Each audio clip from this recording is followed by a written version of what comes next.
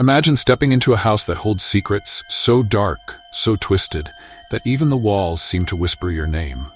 What if those whispers weren't just echoes of the past, but a call directed at you? In this video, you'll follow the Thompson family as they uncover a mystery buried deep within their new home. But this isn't just a haunted house story. It's a tale of ancient rituals, shifting symbols, and shadows that hold more than just fear.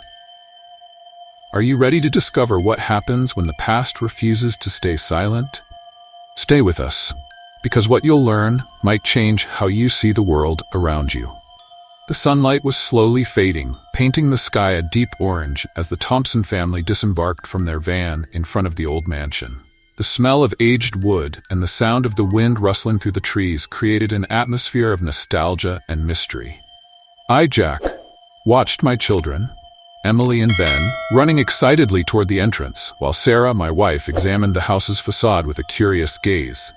"Wow, Dad, look how big it is," exclaimed Ben, his eyes wide with excitement as he clapped his hands. "It really is impressive," agreed Emily, who had always had a vivid imagination. "I bet there are ghosts?" Sarah smiled nervously, but I noticed the glint of concern in her eyes. That house was not just old, it carried an invisible weight, as if the walls whispered secrets of a dark past. As we entered, I was greeted by the musty smell that permeated the air. The walls were covered with marks and symbols that looked hand-drawn, a combination of twisted lines and unknown shapes. "What do you think these things are?" I asked, crouching down to examine one of the closest symbols. It resembled a spiral, but there was something unsettling about its aesthetic. "I don't know. Maybe they're just old graffiti." Sarah replied, trying to maintain her composure, but her voice trembled slightly, and I knew her well enough to sense that she, too, felt the strangeness of the place. As we explored the rooms, shadows seemed to dance on the walls, and suddenly, a chilling breeze swept through us, causing the doors to creak. Emily and Ben exchanged nervous glances, and I forced a smile to reassure them. "Let's do it the right way, then. How about we check out the rest of the house before we decide where to put our furniture?" I suggested, trying to keep the mood light. But as we walked, I noticed the marks on the walls seemed to shift angles, as if watching us. At night, when we finally settled in, an unsettling feeling hung in the air. As the night deepened, I was awakened by the sound of whispers coming from one of the rooms. My heart raced. I glanced at Sarah, who was sleeping beside me, and decided to get up to investigate. "Sarah, did you hear that?" I whispered, but she remained lost in her dreams. With one last look at my wife, I left the room and followed the whispers, which seemed to beckon me. The beam of my flashlight illuminated the symbols on the walls, and I recalled a book I had seen in the house's library. Upon entering one of the rooms, I found a dusty book on a shelf. With trembling hands, I picked it up and opened it. The pages were filled with drawings that resembled the marks on the walls, but I couldn't decipher their meanings. "What are you doing here?" A soft, feminine voice echoed behind me.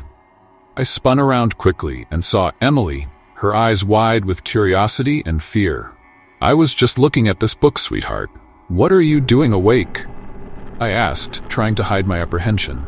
I heard the whispers too. "They're calling me." Emily looked mesmerized, and fear hit me like a punch. "Let's go back to the bedroom, okay? Don't worry about any of this." I tried to reassure her. At the dinner table, the atmosphere was tense.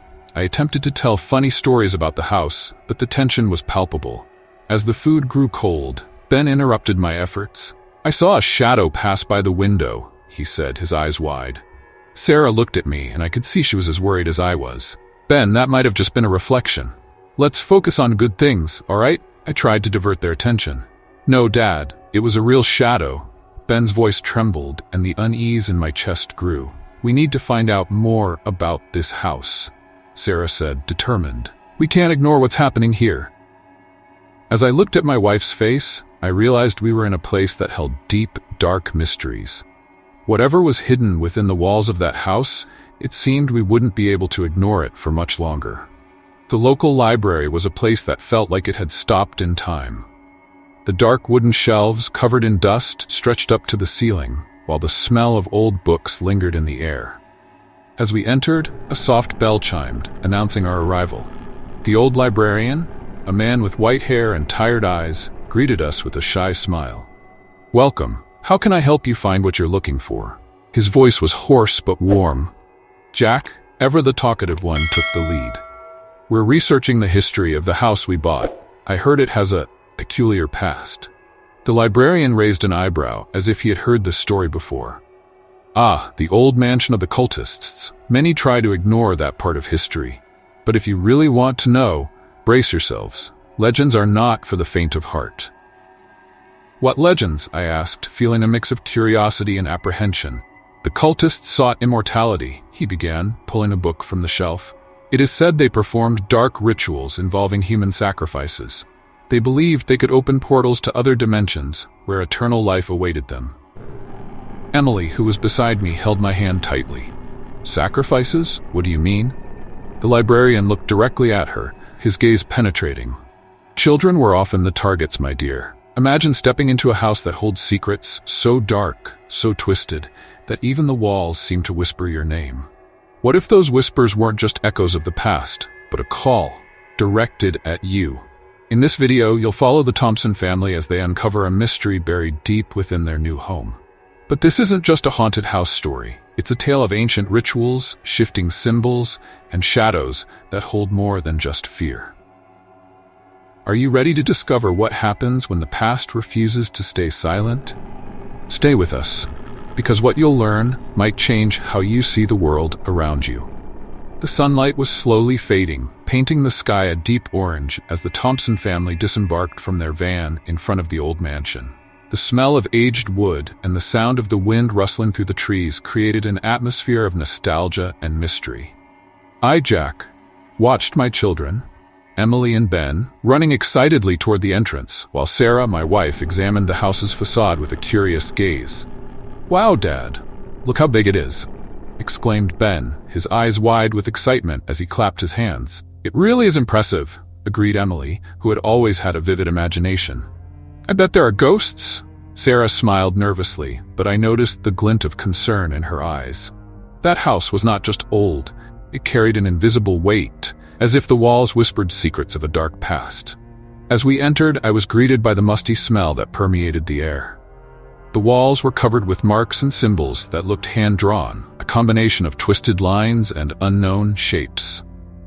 "What do you think these things are?" I asked, crouching down to examine one of the closest symbols. It resembled a spiral, but there was something unsettling about its aesthetic. "I don't know. Maybe they're just old graffiti."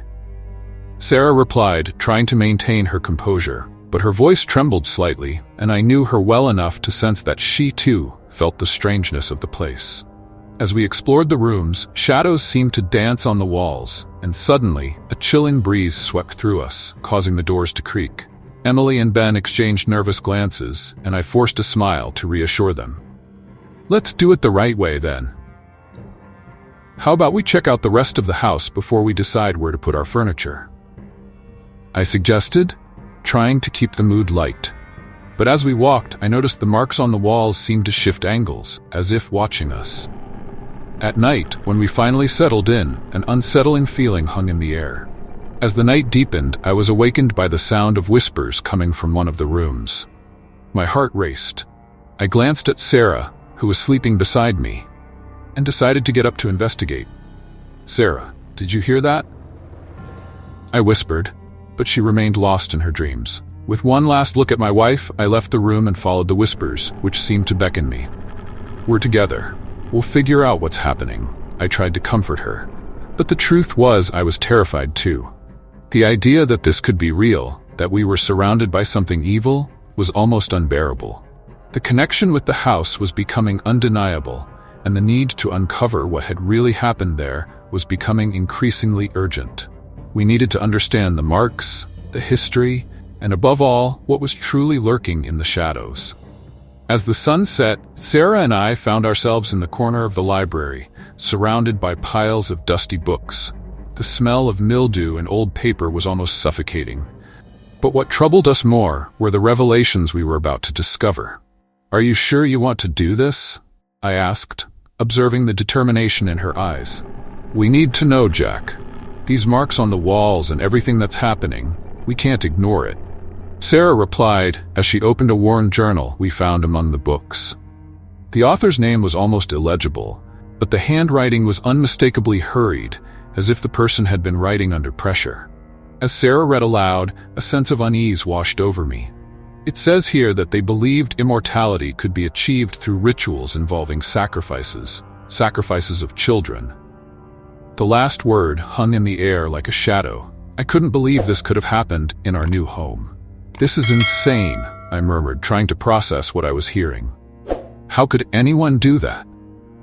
"Desperation, Jack. Desperation can drive people to do horrible things," she replied, her gaze fixed on the yellowed pages. "Look, it seems they drew these symbols on the walls to invoke something they believed would help them achieve their goals." The atmosphere around us seemed to thicken as the revelations unfolded. "What if this is still happening?" I asked, my voice barely above a whisper. "What if the marks on the walls are still active?" Sarah snapped the diary shut. "We need to tell the rest of the family. This isn't something we can keep a secret." As we made our way home, the tension in the air was palpable. Emily and Ben were watching TV in the living room, and the sound of the television felt so distant, so insignificant compared to what we had discovered. "Hey, you two, we need to talk," Sarah said, catching their attention. "About what?" Ben asked, looking at us with curiosity. "About the house. About what we found in the library," I explained, trying to keep my composure. That story the librarian told was just the tip of the iceberg. "I don't want to hear about it," Emily said, frowning. "I'm tired of these horror stories." "It's not just a story, Em. It's true. The house has a dark past, and we need to understand what's going on," Sarah insisted, and I could see the worry in her eyes. "But what does that mean?" Ben interjected, his tone revealing he was more curious than scared. "It means the marks on the walls might be connected to a cult that did terrible things here.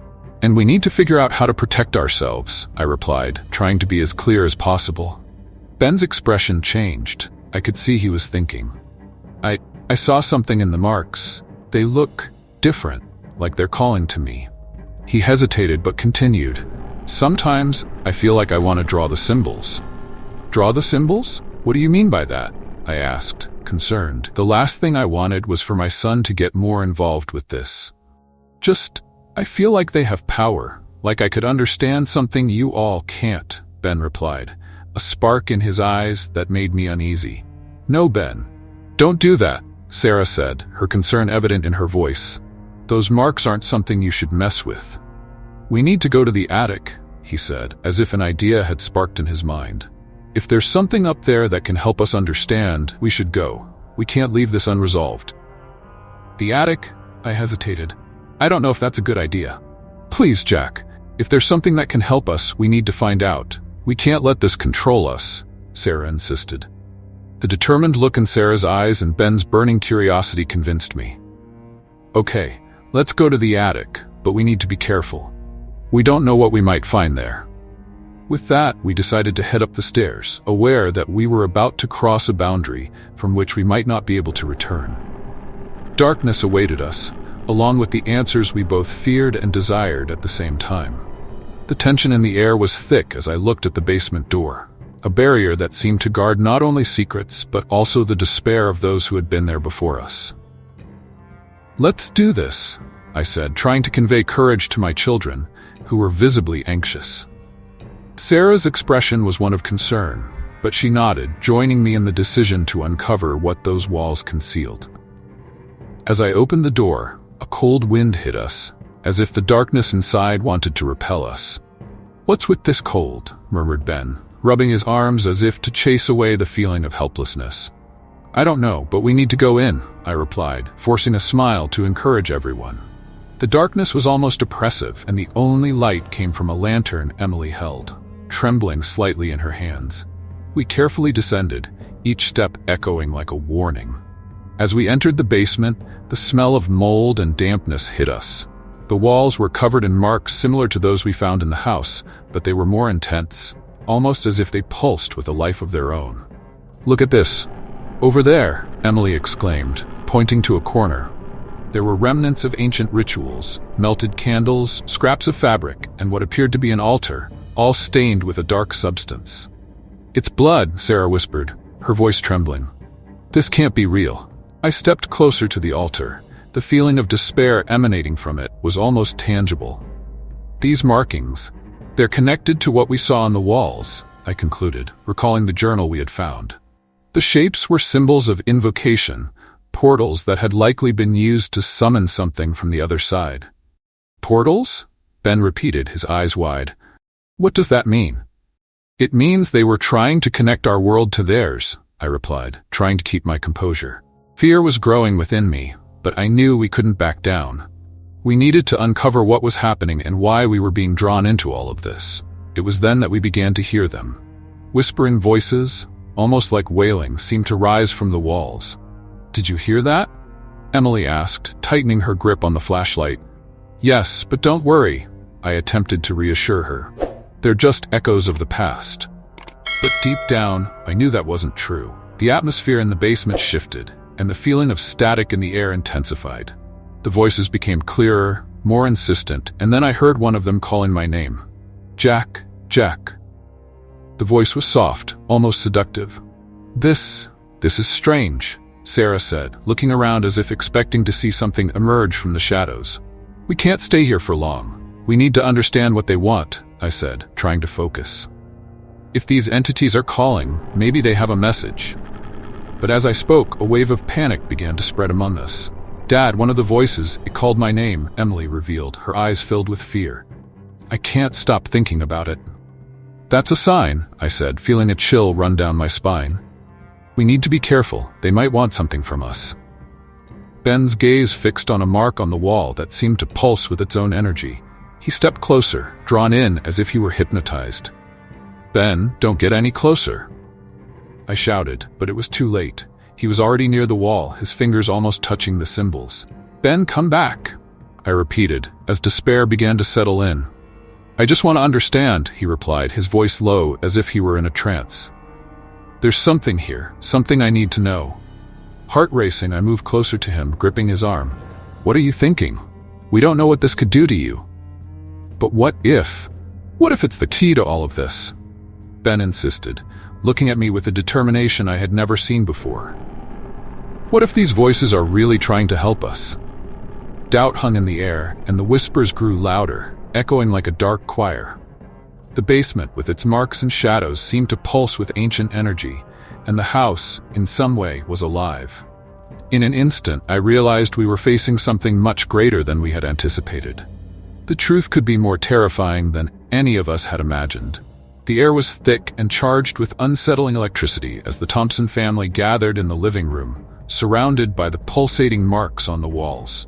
It reminded me of how everything began, the euphoria of moving into our new home. Now, the reality was much darker. The shadows danced and twisted, reflecting the fear that was building in our hearts. "We need to perform a protection ritual," Jack said, his voice firm, but there was an underlying tremor he couldn't hide. "We need to seal this before it's too late."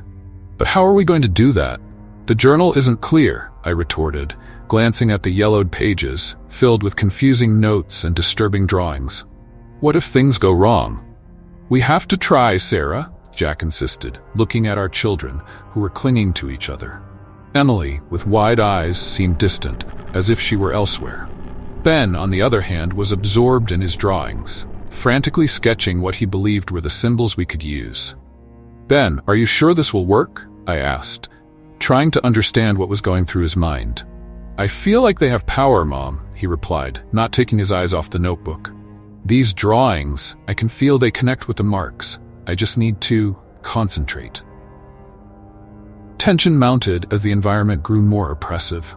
The marks on the walls began to glow, a pulsating light that seemed to respond to our presence. "It's now," Jack said, his tone more resolute. "Let's come together and call for protection. Close your eyes and focus on the light." "But what if the shadows try to grab us?" Emily asked, her voice trembling. "Don't go. We're stronger together," Jack said, holding Sarah's hand as the boys and I positioned ourselves around them. I closed my eyes and took a deep breath, trying to ignore the chill that crept into the room. The connection between us was palpable, and as we began to chant the words we extracted from the diary, I sensed that something was off. the intensity of the markings intensified, and the light took on a reddish hue, a sign that we were being watched. "That's it, it's working," Ben shouted, interrupting our chant. But as soon as he spoke, a deafening roar echoed through the house, making the walls tremble. Entities began to cross through the portals formed by the markings, threatening shadows that seemed to writhe and align in our direction. "No, keep going," Jack yelled, but his voice was drowning in the cacophony. The shadows advanced, a tangle of indistinct shapes, and the room seemed to shrink around us. "Ben, what are you doing?" "Wait, I can draw." He was in a trance, his hand moving swiftly across the paper. "The markings, they need to be closed." "Ben, no, it's dangerous," Sarah shouted, but he didn't seem to hear. He was completely focused, his eyes shining with an intensity I'd never seen before. He began to replicate the markings, each stroke stronger than the last. The entities, sensing his actions, grew more aggressive, closing in on us with movements that felt almost like claws. The room was filled with screams, not just ours, but also distant whispers and voices echoing in our minds, trying to divert us from our path. "Ben, hurry!" I shouted, desperate. The shadows were so close that I could feel the cold they exuded. "You can do this." I'm almost there," he replied, a glimmer of determination in his gaze. "Just a little more." The air was thick with palpable fear, and the light in the markings seemed to respond to his urgency, glowing with an almost blinding intensity. I wasn't sure if we would escape this, but looking at Ben, I realized he had found a connection to the markings that might be our only hope. "Come on, family, together," Jack shouted, and with that, we united our voices in one last effort, pushing our energy toward Ben, who was drawing feverishly. The shadows hesitated, as if they sensed the power we were channeling. The battle wasn't lost. There was still a chance. When the intense light exploded in the basement, I was paralyzed for a second. The figure that emerged before us was a woman dressed in cultist robes, but there was something different about her. Her presence didn't emanate the same darkness as the shadows surrounding us. Instead, there was an aura of protection, a glow that seemed to repel the darkness around her. "Who are you?" I asked, my voice trembling. Sarah held my arm, her wide eyes filled with questions and fear. "I am Althea," the woman said, her voice resonating like a distant echo. "The last survivor of the cult that once inhabited this house. I regretted everything I did." "Regretted?" Emily whispered, still a bit scared but intrigued. "Why did you bring us here?" "I didn't bring you. What is happening here is the result of my actions and the rituals that were performed. They tried to open a portal to a world of pain and suffering, but I rebelled, and part of my power was sealed in the markings you see on the walls. Now I need your help to complete the closing ritual." "But how can we help?" Jack asked, his voice steady, though I could feel he was just as lost as we were. Althea extended her arms, and the markings on the walls began to glow softly, as if responding to her call. "Ben, your drawings, they have a connection to this power. We need you to replicate the exact symbols the cultists used, but this time with the intention of closing the portal." I looked at Ben, who stood there, holding his notebook with trembling hands. He looked at us, and something in his eyes seemed to have changed. I can do this," he said, a spark of determination beginning to shine in his gaze. "But what if the entities come back?" Althea nodded, understanding Ben's fear. "They will try to stop you from completing the ritual, but together you have the power to overcome them. You are not alone. I will be here." "Go." As Ben began to draw on the basement floor, following the symbols he had copied from the markings on the walls, the pressure in the air increased. The shadows began to stir, swirling like dark smoke, trying to close in on us. The fear was palpable, but Althea's presence seemed to give us courage. "Focus, Ben. Draw with the intention to seal the portal," I shouted, trying to encourage my son. He nodded, his hand moving swiftly as if he were in a trance. "That's it. Keep going," Sarah exclaimed, her voice filled with hope. The shadows grew more aggressive, attempting to surround us. One of them lunged toward us, and I felt an intense cold envelop me. "Ben, don't stop," I pleaded, desperation nearly overwhelming me. With one final stroke, Ben completed the last symbol. Instantly, a bright light emanated from the floor, illuminating the basement and pushing back the shadows. I was filled with a sense of relief, but it was short-lived. The entities began to writhe and scream as if being burned by the light. Now, all together, focus on the intention of closure, Althea instructed, her powerful voice echoing amidst the chaos. Close the portal. Close the portal, I shouted, echoing Althea's words. With each utterance, the light intensified and the shadows began to dissipate, but one of them, larger and darker, charged toward us. You cannot stop me, it snarled, its voice a menacing whisper. You do not belong in this world, Althea shouted, raising her hands to the light. You will return to the darkness from whence you came. At the moment she spoke those words, the light exploded with uncontrollable force, engulfing everything around us. I glanced at Ben, his eyes shining with confidence and determination, and I realized the connection he had with that woman. An ancestor, a protector of his lineage. In the end, the house fell silent. The marks on the walls began to fade and the light dissipated, leaving only a faint glow. The basement, once filled with shadows and pain, had transformed into a clean and serene space. We did it, I said, my voice filled with relief. Althea smiled at us, but her eyes seemed sad. The past cannot be erased, but you have the power to move forward. I will always be with you in spirit. She began to fade away, but not before I noticed something. Wait, you are a part of our family, aren't you? Yes, she replied softly, and I will always be here. Just remember that the marks of the past can teach us, and that love is the true key to protection. When she completely disappeared, the house seemed to breathe again, and we, the Thompson family, were finally free from the weight of the past.